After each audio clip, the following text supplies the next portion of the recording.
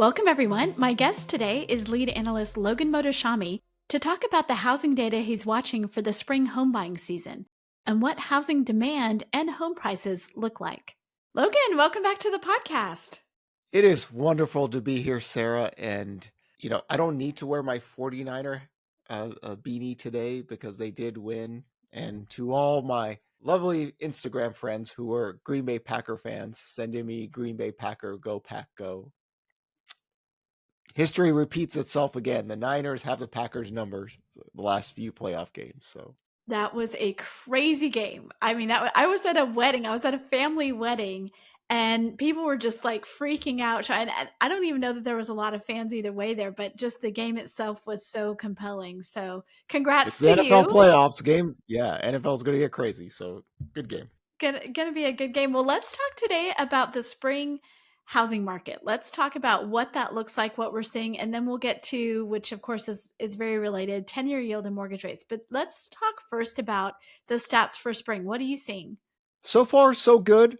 Again, a similar data line pool, like in late 2022 to 2023. The year over year data on the purchase apps is still negative. We had a very, good run last year when mortgage rates were heading towards 6%.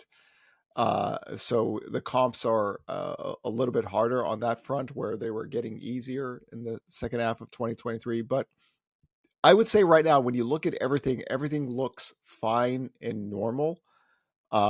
It's just the growth isn't really like spectacular. But of course, with me, the tracker article, purchase application data is everything. We want to look 30 to 90 days out. And since mortgage rates fell, excluding the holiday data, which if you are anything of a housing person, you don't count the last few weeks of the year and you don't count the first week of January. But you take all that, we have 8 weeks of positive purchase application data. New listings data is growing year over year. Nothing spectacular, but still growing.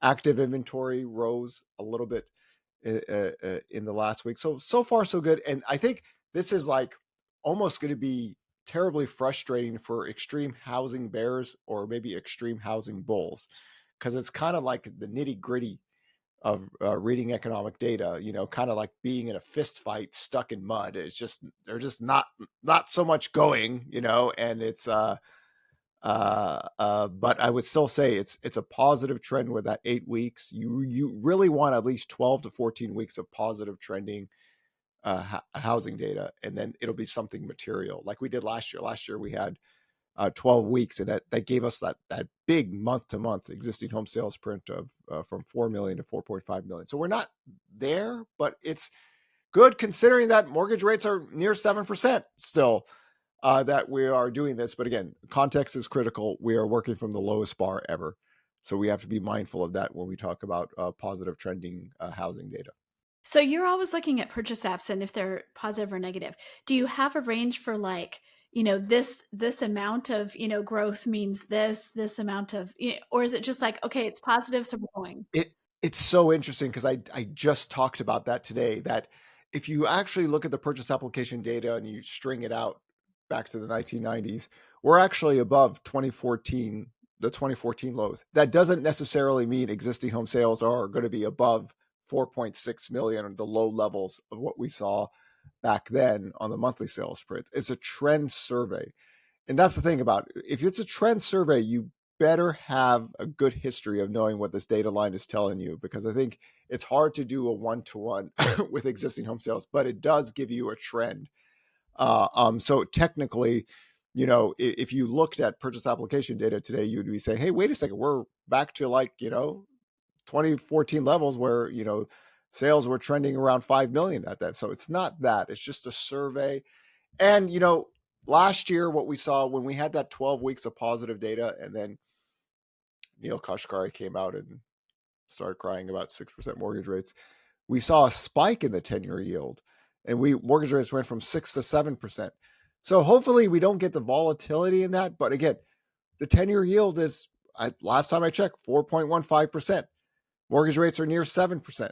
The manufacturing PMI data today came out as a beat, and that's been something a lot of recessionary people have been holding their hats on.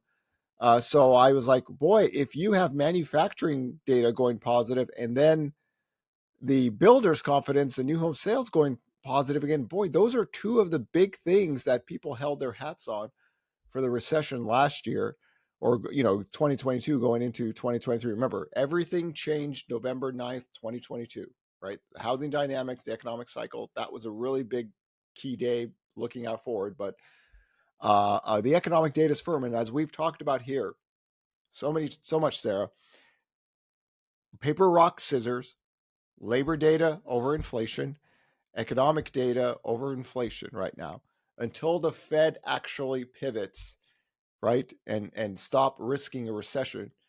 At this point, you just have to go with that.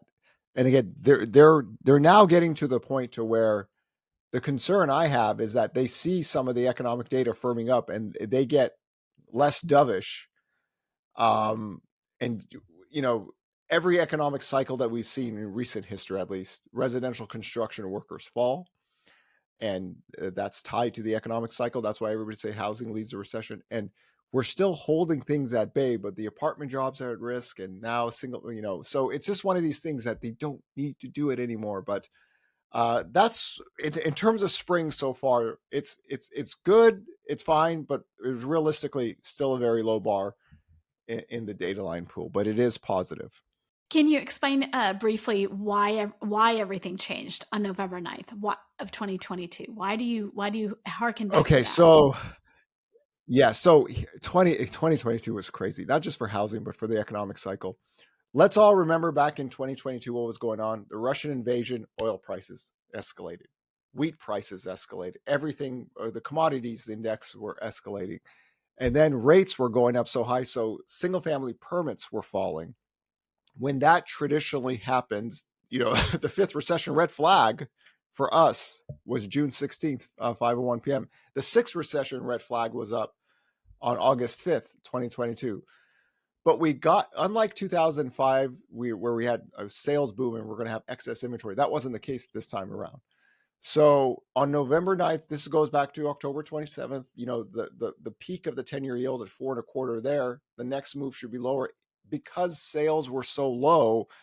10-year yield goes down, mortgage rates go down, demand picks up. If that happens for the builders, the HMI data should recover, the builder's confidence index. So with that happening and single family apartment starts to rise, boy, that housing leads the recession thing is gone, right? The fifth recession red flag that was raised is bought back down. So that's why I said after November 9th, things changed. And what occurred was that you have a lot of inexperienced people in Wall Street or YouTube.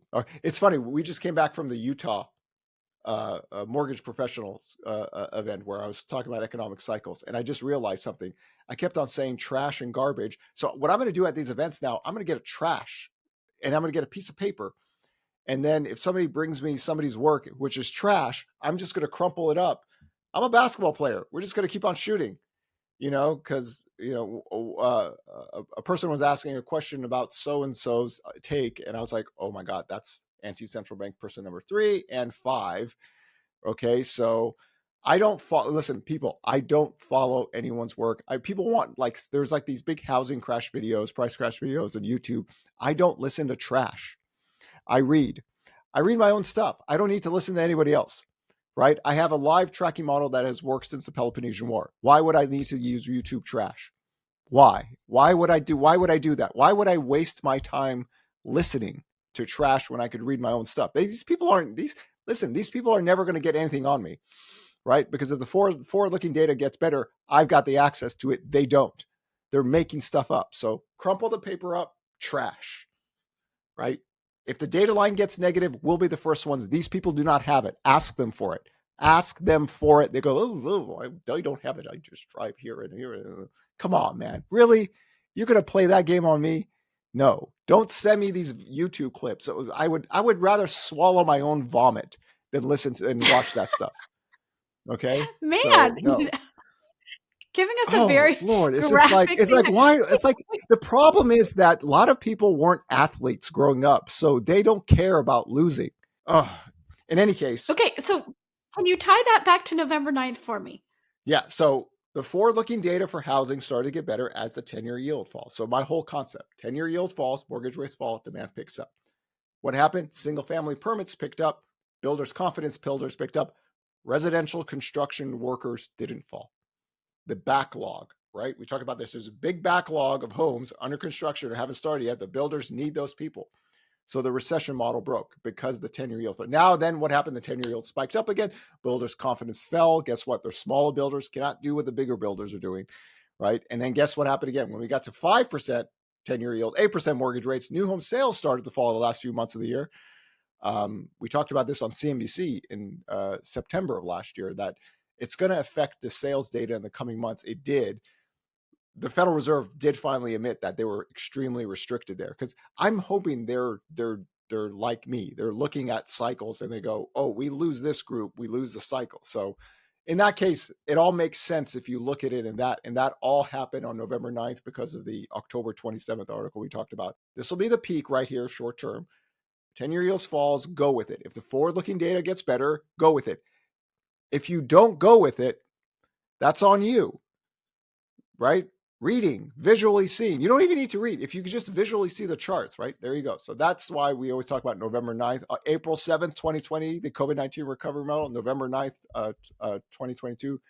Those are key dates in this economic cycle. 100 years from now, when we're all dead and they go back, they're like, this crazy dude said April 7th and November 9th. And you could tie it. You could connect the dots there. And hopefully, I'm just hoping that the Fed doesn't just sit there and just wait until jobless claims break and they go, okay, now we'll start really being, we'll start cutting rates and getting lower mortgage rates or stuff like that. So you don't want to be old and so. It's like that grandpa in The Simpsons lost his teeth. The tortoise took the teeth. It's like, my God, tortoise Grundy took his teeth and is walking away, and the old grandpa's running. That's the Fed now. You don't need to do that. I'm telling you, Sarah, if the 10-year yield was between 3.37 and 380 and the spreads were good, and we were talking about low 5% mortgage rates, even my most crazy recession friends would flip. And we can do this. But oh dear, I'm not gonna pound. You told me not to do that, right? So The pounding is loud sometimes on the podcast, but I know the passion is right there. So you wrote we talked about earlier about why mortgage rates are inching up, or what's happening. Even though mortgage rates are inching up, we're still seeing that thing. So I think that's one of the things when you look back, last year when we had that bounce, or in 2022, you saw a pretty big dip in mortgage rates to get that. Here, we're not really seeing that. Why do you think that is? Why are we still seeing the here's the thing. demand go? So this is the honest truth. We have a rate of change in the purchase application data, and because we're working from lower levels, it's just not the same, right? So even though we're rising, we're still 18% below last year's levels because we're working from a lower base, right? Existing home sales did not stop at 4 million like it did in the early part of 2022 to 2023. We got down to 3.78 million. So we are working with even a lower bar, not by much. I mean, it's not much, but we're working from a lower bar. So in the purchase apps, it's a trend survey. So it looks like it's made like a really big move back to what we would see in the previous decade, but it's just a rate of change survey. That's all it is. It's not like at 1-to-1. So I would say that we had even a lower bar. And traditionally what happens with higher rates, the purchase application data gets negative. So I'm still anticipating some, but we just don't have that speed, because when we went from 7.37 down to 5.99, we actually had some validity on the purchase application data. And then it spiked up, and then they started to come back down when rates went up. We haven't had rates go back up to 8%. Right? We haven't even seen it go above 7%. So the spread's getting better, which is a good thing. The spreads are getting better. That even my forecast right now, if the 10-year yield's at 4.25, I'm probably not seeing 7.25 mortgage rates. But again, we are working from historically low levels in demand. I would argue this is the lowest levels of housing demand ever recorded in U.S. history when you take the civilian force. So you got to be able to read the rate of change data and compare it to what we saw. So we just have a lower bar to work from in 2024 than we had in 2023. And you remember, if we're talking about 5.99% mortgage rates right now, the demand data would be better. We didn't get here. So that's my best way to explain that even though we've had rates tick up a little bit the last few weeks, it hasn't affected this data line. Just remember, this data line is very seasonal, the second week of January to the first week of May. Seasonal increase going into spring, and then after May, volumes fall. You're going to see people every year at the end of May, volumes fall, and people go, purchase application data is falling, and they don't tell you that it's seasonal. That's going to happen again. Happens every year. This will be year 13. But right now, it's just okay. It's good. It's rising, but nothing spectacular yet. So looking at the demand that you're seeing and then looking at the inventory, what do you think we're going to see with home prices? So we just published something that there was out of 50 metros, only 15 saw, home prices decline, and they weren't declining by much. Most of those, the majority went up. So what do you see for spring? Here's a very good reason why we created the tracker. If you look at the price cut percentage data of the tracker, it's going to be below, the 2023 lows. So we want to keep the general data as simple as possible. If the forward-looking demand is good, not great, just good, and then inventory we see seasonal increases in inventory all the time, whether it starts in January or April, inventory always increase. But if the inventory increases and the price cut percentage falls, I could get a 6-year-old off a street and, hey, listen, this is rising, this is falling. What does that mean? Prices are rising. So if a 6-year-old kid can tell me that, you don't need to listen to trashy YouTube about, this, this. Why do you people fall for this stuff anyway? Seriously, everywhere I go, there's always, I see this, you should see this person. No, I'm not going to see anything. Crumple up the paper. You know what? I'm going to do this right here. See this, Wheeler? You're just going to look at charts. We're going to start crumpling up the paper and just stop. There we go. Bucket. See, it's off camera though. I can't tell if it really was a bucket. All right. Okay. We'll do it at one of our events. We'll have to in any case, just keep it as simple as that. Listen, the tracker is created to keep everyone kind of in line. Are there places in the U.S. where inventory is increasing higher and there's more stress sellers? Of course. But if you're talking about the general housing market, because we can break every single zip code. We just don't have enough time or anything to do that for every market. Mike Simonson has his podcast that he does every Monday. He does an excellent version where he talks about that. My forward-looking model ties in the economic data primarily first, and then we just keep the main components that demand is picking up, inventory is low, price cut percentage is falling.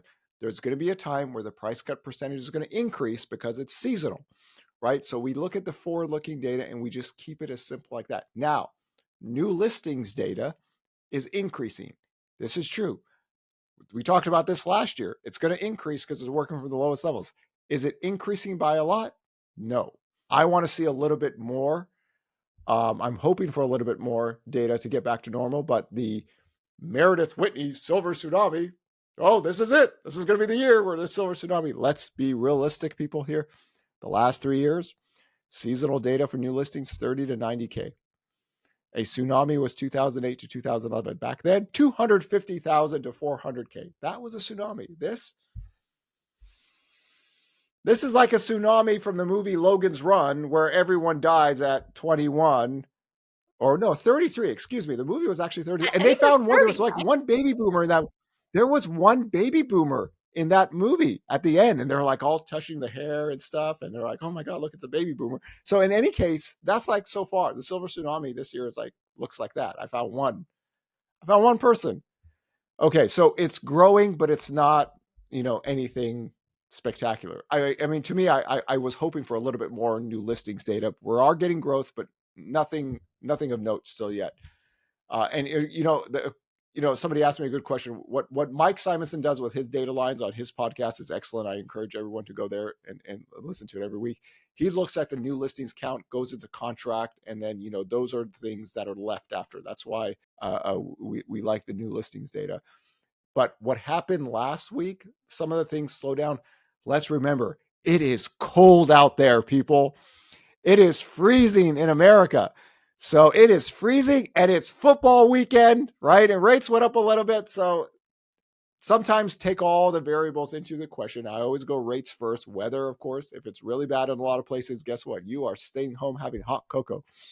And you're like, okay, I could just miss this for a weekend. In any case, weather can play impact in some areas.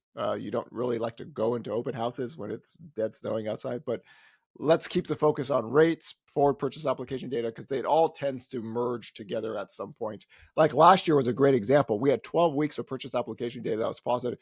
It all went into one sales report, right? It all kind of freaking right there, just boom, it just went right in there. And we got like a massive month-to-month sales report. Even back then I said, guys, this looks way too big for one report. So this is probably going to be the peak of home sales. I don't see anything. So let's keep an eye on how the data line looks like. But if we do get another report like that where it all falls into it, let's be a little bit careful of what we think is happening in 2024.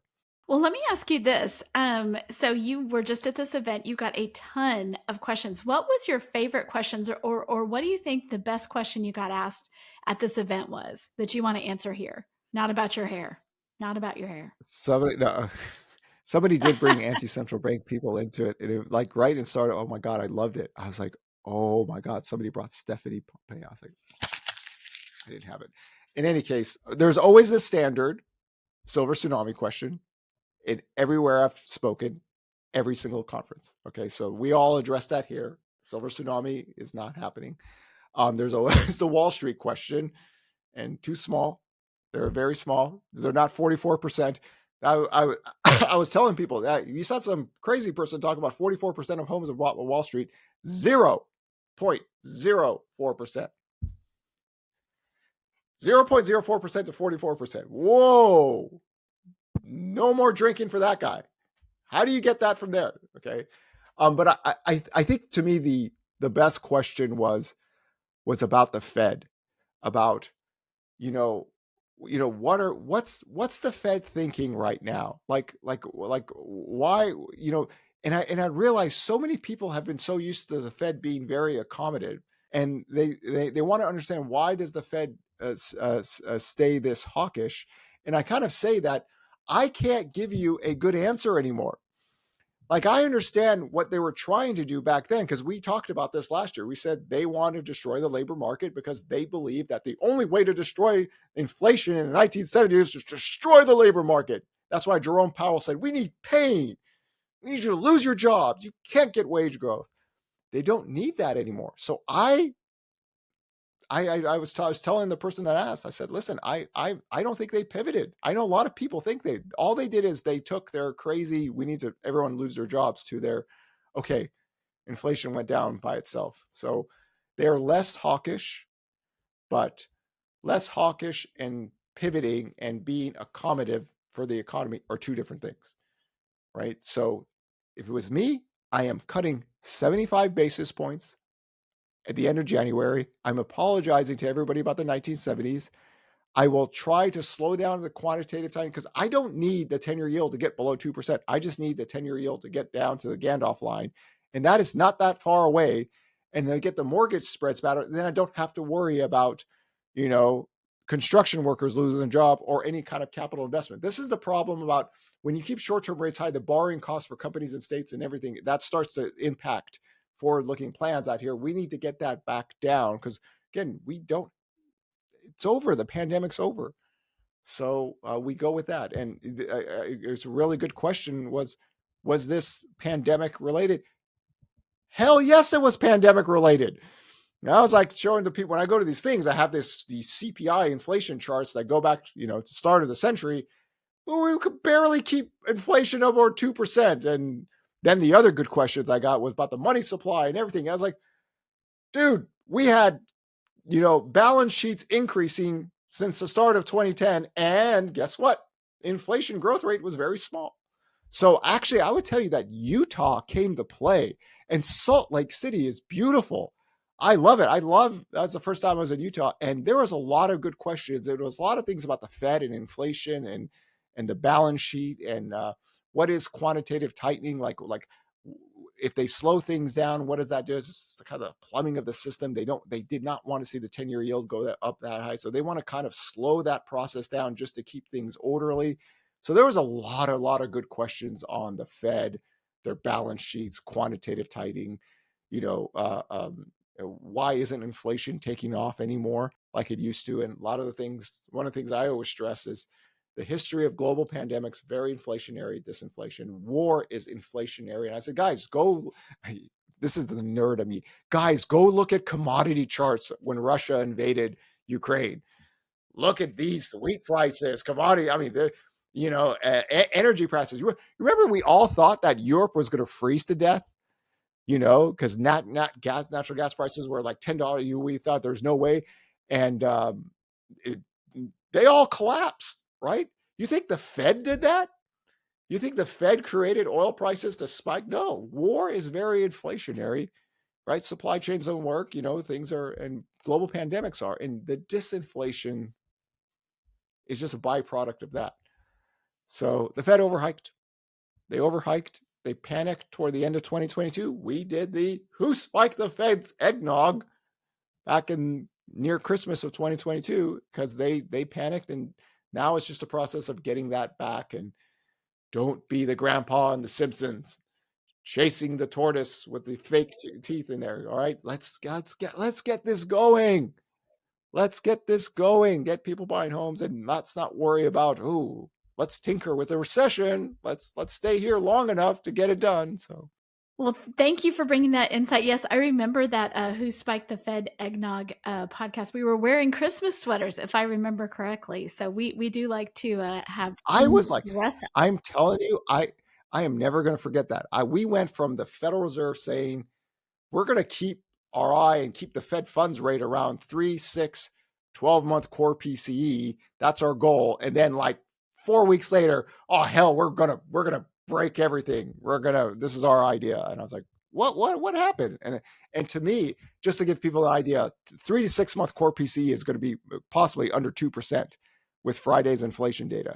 And we're like 5.25%, 5.5%. We are restrictive based on what they tell us. I'm not making a Fed model for them. This is what they told us.